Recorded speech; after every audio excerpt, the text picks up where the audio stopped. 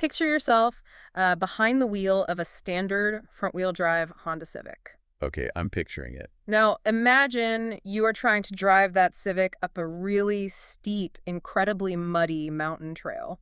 That sounds pretty much like a disaster waiting to happen. Right. You are slamming your foot on the gas pedal. The engine is just redlining. Mud is flying everywhere in this massive arc, but you are just spinning your wheels. You're sliding backward. And in that moment of frustration, you might grip the steering wheel and think, I just need to press harder. I just need more gas. Exactly. But Mhm. the amount of gas, which is basically your willpower, that isn't the actual problem. The problem is that you are in a Honda Civic on a muddy mountain. Yeah, that visual really captures the exact friction we face when trying to force a new behavior. Hmm. I mean, we treat habit formation as this raw test of horsepower. We really do. We view it as a sheer test of moral endurance, and we completely ignore the fact that we might be driving the wrong vehicle for that specific terrain.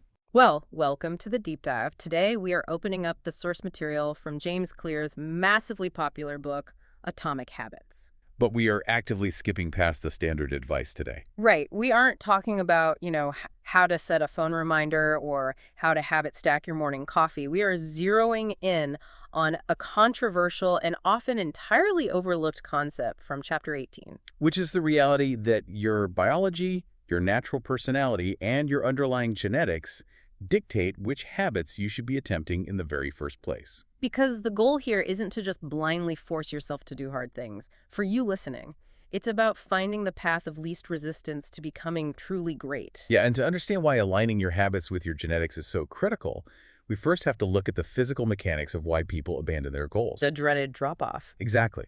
The source material refers to this initial phase of habit building as the valley of disappointment, and it is rooted in a fundamental misunderstanding of how progress actually works. Because, we tend to expect progress to be this straight 45-degree angle upward. You eat salads for a week, you step on the scale, and you expect to see a completely different number. Right, and when the scale hasn't moved a single pound, the immediate reaction is just total frustration. You feel like you failed. Yeah, but the author uses this brilliant physical model to explain what is actually happening in those moments of frustration. Imagine an ice cube sitting on a table in a cold room. Okay, let's say it's 25 degrees Fahrenheit. Perfect. So ever so slowly, the room begins to heat up. 26 degrees, 27, 28, 29. You are applying heat to the room, but the ice cube remains completely solid. Not a drop of water. Right. 30 degrees, 31. Still absolutely no visible change. And if you were judging your success purely by the visual evidence, you would conclude that the heat is doing absolutely nothing. The effort feels entirely wasted. But thermodynamics tells a different story. The energy you put into heating the room from 25 to 31 degrees is actively being used to weaken the structural molecular bonds of the ice. Oh, wow. So the work isn't wasted at all. No, it is being stored, and then the room hits 32 degrees. The ice begins to melt. That is wild. That single 1-degree shift, which looked biologically and physically identical to all the temperature increases before it, suddenly unlocks a massive phase transition. And the text calls this crossing the plateau of latent potential. It's essentially the human equivalent of geological pressure, right? Yeah, that's a great way to think about it. Like tectonic plates grinding against each other beneath the ocean for millions of years with absolutely zero evidence on the surface. Tension builds and builds in the dark until one day the pressure snaps and an earthquake erupts. Exactly. The change takes years, but the result happens all at once. Okay, let's unpack this because this is where my alarm bells start ringing.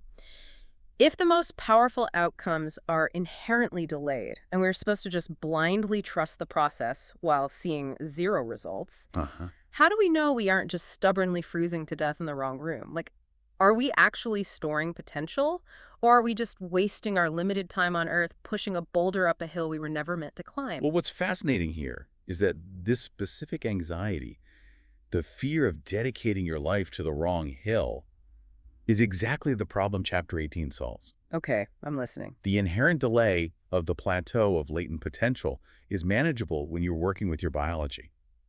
But it becomes absolute psychological torture when you're working against it. Because you're just fighting your own nature. Right. When you pick a habit that aligns with your natural strengths, you begin to experience micro-successes earlier than other people. So, you start picking up the guitar chords faster than the rest of the class, or your coding logic just clicks while everyone else is scratching their heads. Yeah, and that early friction-free progress triggers a really powerful sociological loop. You succeed slightly faster, so people notice. They offer praise. Which feels amazing. Exactly. That external validation triggers a dopamine release in your brain, making you feel competent. You then crave that feeling again, which makes you want to practice the habit more. It becomes a completely virtuous cycle. But if you pick a habit that completely clashes with your natural inclinations, you get none of that early validation. None at all. Life becomes a constant grinding struggle, and you stay trapped in the valley of disappointment because your biology is actively resisting the effort. And finding that alignment is what the text summarizes with a very blunt rule of thumb. It says, find a game where the odds are in your favor. Yes, that is the core concept. The book uses an analogy to explain this that fundamentally shifts how we should view our own potential. It says, boiling water will soften a potato, but harden an egg. I love that one. Let's look at the underlying mechanics of that potato and egg concept. You cannot control your baseline genetics. You are either born the potato or you are born the egg. That is a fixed variable. Right, you can't change what you are. But boiling water, on the other hand, represents your environment, your chosen career, or your specific daily habits. The water itself is entirely neutral. It isn't inherently good or bad. It only takes on a positive or negative effect depending on the specific biological object placed inside it. Exactly. So genes do not magically determine your success in a vacuum. They simply determine your optimal environment. They provide a massive compounding advantage if you are in favorable circumstances and a severe penalty in unfavorable ones. Yeah, and the source material illustrates this by contrasting two peak physical environments. Consider a world-class bodybuilder. Their genetics predispose them to rapid muscle hypertrophy, building massive, visually impressive muscle tissue. So they are the potato, and the gym is their perfect boiling water. You got it.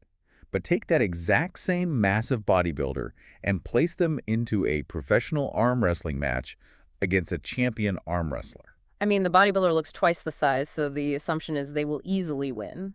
But the arm wrestler's specific environment doesn't reward general muscle mass.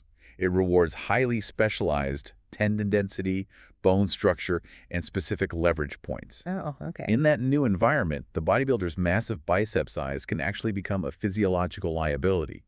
They lose the match because they applied a biological trait to an environment that doesn't value it. So what does this all mean for you listening at home? Think about the habits you've repeatedly failed to build. Maybe you've tried to force yourself to become a 5 a.m. runner 5 different times and quit every single time. Or you've tried to adopt a hyper-rigid, color-coded daily scheduling system, and you always abandon it by Wednesday.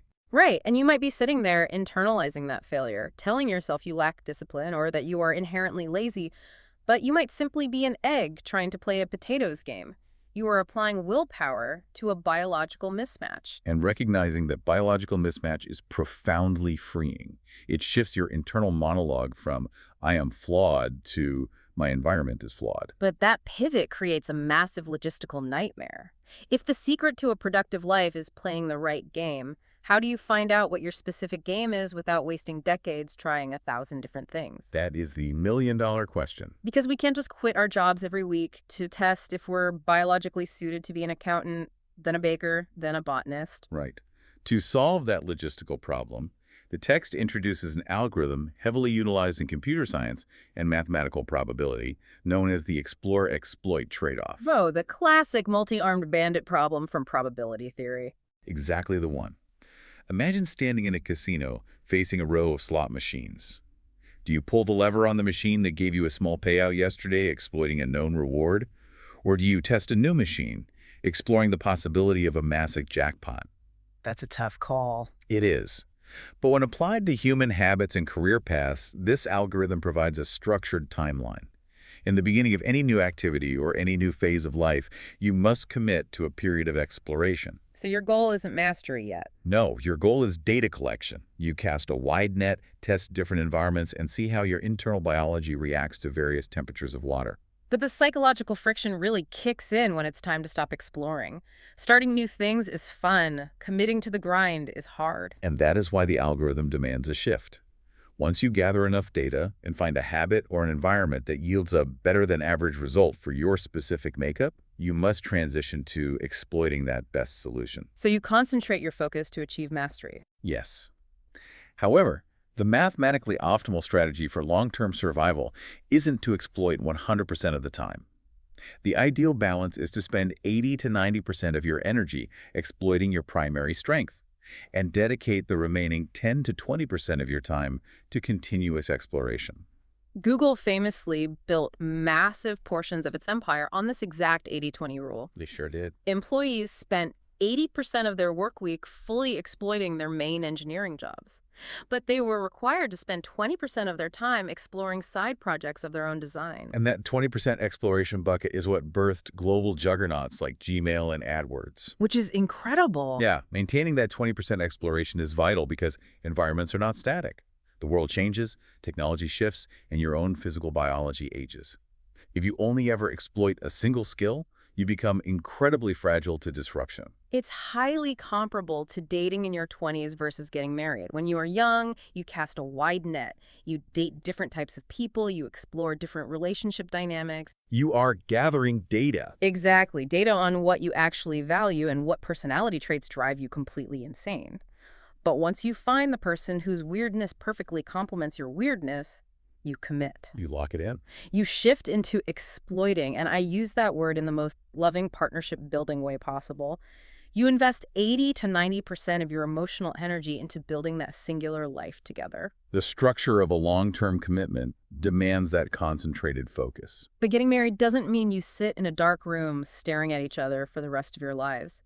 You still maintain a level of exploration. You travel to new places, you pick up new hobbies, you socialize with new friends. Right, you keep that 10 to 20% exploration active to keep yourselves growing, which in turn feeds the primary relationship. That 80-20 balance prevents stagnation, so that makes total sense for long-term growth.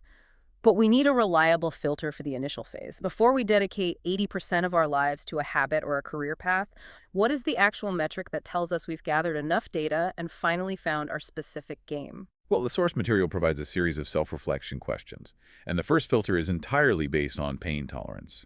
The question is, what feels like fun to me, but work to others? Oh, that reframes the entire concept of passion. It isn't about finding a job where every second is blissful and you never feel stressed. Not at all. Every meaningful pursuit, whether it's writing a novel, building a business, or training for a marathon, involves significant friction and pain. Right. The true mark of whether you are biologically or psychologically built for a specific task isn't the absence of pain. It is your capacity to handle the inherent pain of that task easier than the people around you. That is a huge distinction. It is. When you're sitting in a room and everyone else is complaining about the agonizing grind of the work, but you are genuinely enjoying the granular details of the process, that is a massive biological signal. The work that hurts you less than it hurts others is the work you were built to dominate. So your personal shock absorbers are simply better calibrated for that specific bumpy road. Yeah. But handling the pain is only one half of the equation, right? Just enduring something doesn't build a sustainable habit. There has to be a psychological hook that actively pulls you back in. Which leads to the second metric. What makes me lose track of time?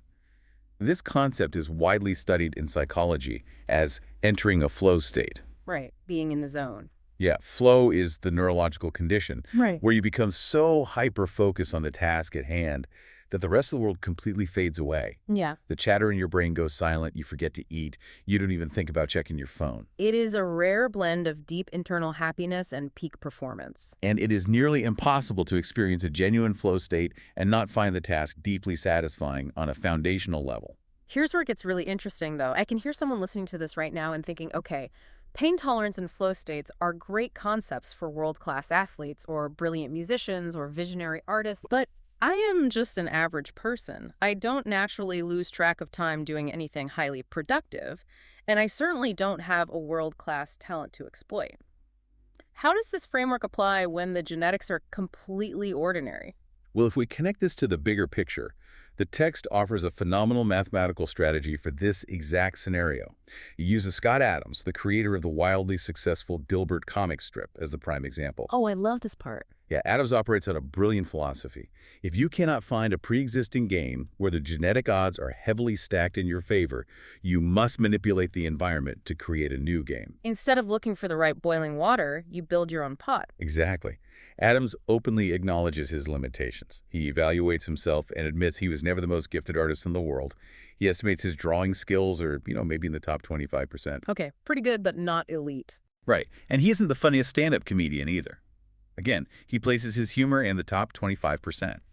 And he spent years working in cubicles, giving him a standard top 25% understanding of corporate business culture. So in isolation, none of those skills make him world-class. No. If he tried to compete solely as an artist, he would be crushed by the top 1%. Let's actually run the numbers on that mechanism because the math is what makes this a true aha moment. If you are competing in a global pool of 1 million people, and your goal is to be the single best artist, the odds are astronomical. It's essentially a lottery ticket. It really is.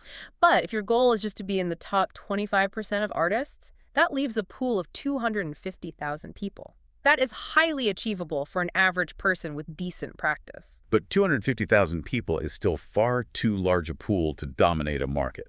Right, so you apply the second filter. You take that pool of 250,000 decent artists, and you filter it down to only those who are also in the top 25% for comedy. Okay, now we're talking. Suddenly, the viable competitor pool shrinks dramatically to around 62,000 people. Then you apply the third filter, people who also have real-world corporate business experience. The pool completely vanishes. It's gone. You have suddenly narrowed the field from 1 million competitors down to maybe a few dozen people on Earth who possess that specific overlapping skill set. And that combination of average skills creates a micro-monopoly. By layering those traits, drawing, humor, and business knowledge, Adams created Dilbert. Specialization is the mathematical counterattack to average genetics. That is so empowering. You don't need to win the genetic lottery and be in the top 1% of a single highly competitive field. You just need to reach the top 25% in 2 or 3 diverse areas and combine them into a niche. You essentially design a complex lock that only your specific weirdly shaped key can open. The more you master that unique intersection of skills, the harder it becomes for anyone else in the world to compete with you because they don't have your exact combination of traits. You have successfully engineered an environment where your specific biology and background are uniquely rewarded. So what does this all mean as we pull these threads together? The secret to maintaining habits, the secret to building a life of continuous improvement, isn't about white-knuckling your way through sheer misery. It really isn't. It isn't about punishing yourself with massive amounts of willpower because you can't force the wrong key to turn a stubborn door. It is entirely about choosing the right field of competition. It is about working incredibly hard, yes, but ensuring that your hard work is applied to the things that already align with your natural shock absorbers. And this raises an important question, and the author provides a vital quote that we must remember to keep this entire biological framework in perspective. Genes do not eliminate the need for hard work. They don't just do it for you. No, they simply clarify what you need to work hard on. The most genetically gifted Olympian in the world still has to spend thousands of grueling hours in the gym. The advantage of aligning your habits with your nature isn't that you suddenly get a free pass to skip the effort. The advantage is that your effort actually compounds.